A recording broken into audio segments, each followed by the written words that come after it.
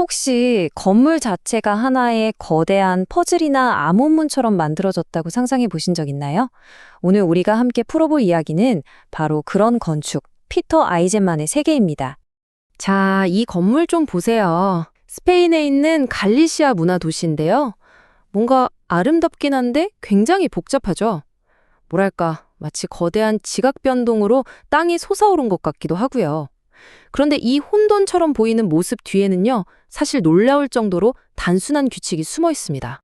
자, 여기서 아주 도발적인 질문을 하나 던져볼게요.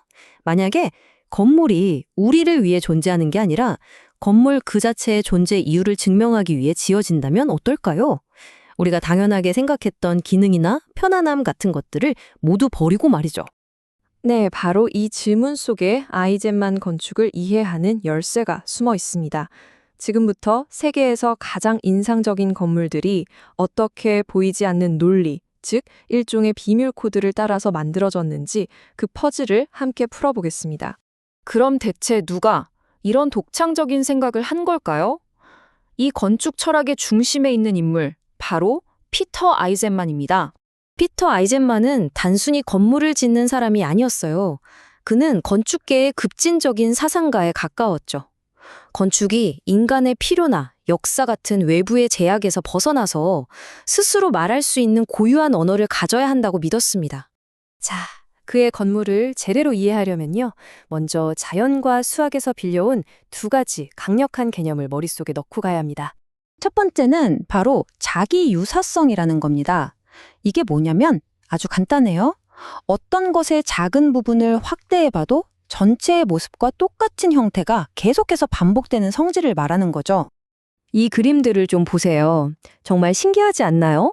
왼쪽의 복잡한 프랙탈 패턴도 그렇고 오른쪽의 나뭇가지를 봐도 작은 가지 하나가 전체 나무의 모양을 그대로 닮았잖아요.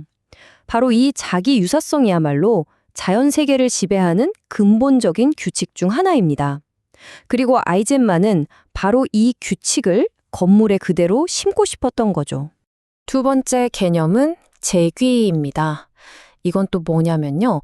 어떤 규칙이 자기 자신을 계속해서 참조하면서 반복되는 과정이에요. 아주 간단한 규칙 하나가 스스로를 반복하고 또 반복하면서 처음에는 상상도 못했던 복잡한 구조를 만들어내는 겁니다. 그럼 아이젠만은 이 두 개념을 어떻게 건축으로 가져왔을까요? 바로 L 시스템이라는 도구를 썼습니다. 먼저 식물이 자라나는 방식 같은 자연의 알고리즘을 관찰해요. 그리고 그 원리를 건축가가 쓸 수 있는 간단한 규칙으로 번역하죠. 마지막으로 그 규칙을 계속해서 반복 적용하는 겁니다. 그러면 마치 살아있는 생명체처럼 공간이 스스로 성장하게 되는 거죠.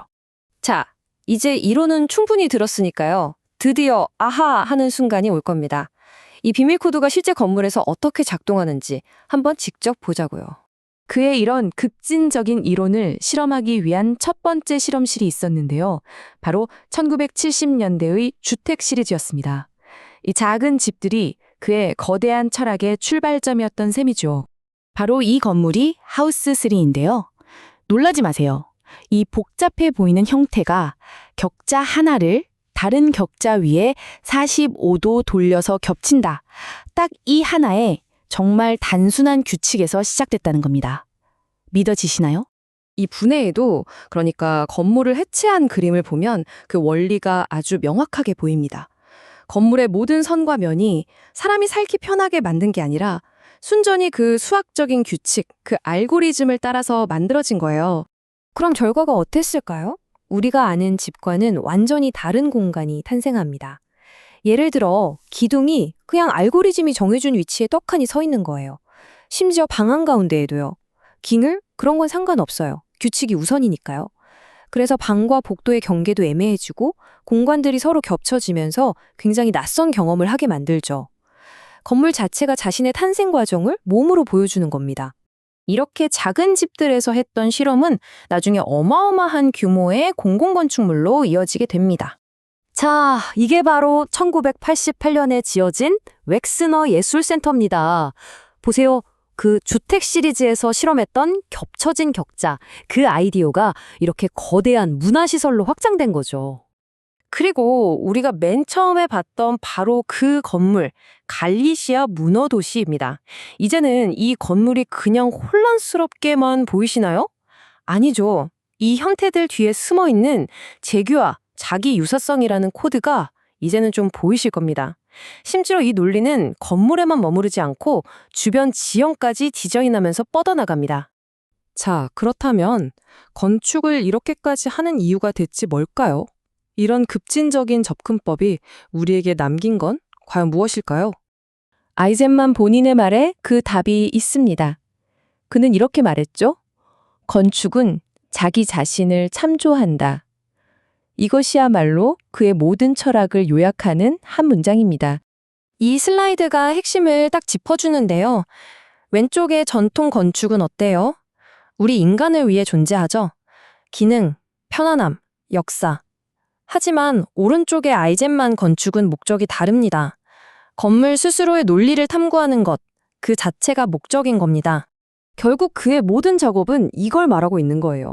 건물은 그냥 쓸모있는 도구가 아니라 그 자체로 완벽한 논리와 언어를 가진 하나의 독립적인 예술 작품이 될 수 있다는 아주 강력한 선언이죠. 자, 그럼 마지막으로 여러분께 이 질문을 던지면서 마무리하고 싶습니다. 우리가 사는 건축이라는 공간은 우리를 그저 편안하게 만들어줘야 할까요? 아니면 때로는 이렇게 우리에게 질문을 던지고 생각하게 만드는 일종의 도전이어야 할까요?